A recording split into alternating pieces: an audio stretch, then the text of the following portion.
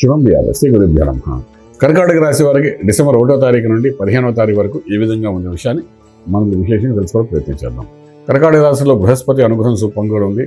అలాగే ద్వితీయ స్థానంలో కేతు, చతుర్థంలో బుధుడు, పంచమంలో శుక్రుడు, కుజుడు ప్లస్ రవి, ఈ 3 గ్రహాలకు అనుగ్రహం కనబడుతుంది. అక్కడ అష్టంలో రాహు, భాగ్యంలో శనీశ్వరుడు కొంచెం బలహీనంగా కనిపిస్తున్నారు.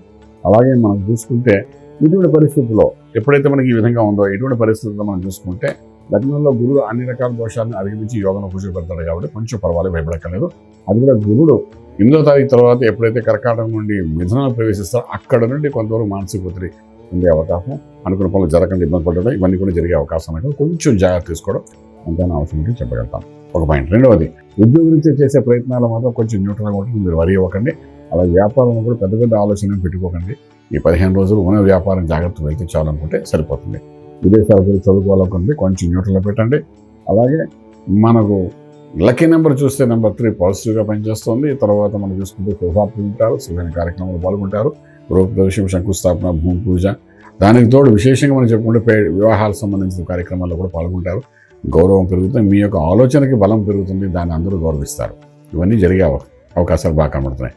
ఏదైనప్పటికీ మనం చూసుకోవాల్సింది అంటే ఆరోగ్యమే మహాభాగ్యం ఉంటాం కాబట్టి 15 రోజుల విషయం వచ్చినప్పుడు ఆరోగ్యం సంబంధించిన ఎటువంటి పరిస్థితి, అనారోగ్య స్థితి కనిపించట్లేదు కాబట్టి వరి అవ్వక్కలేదు.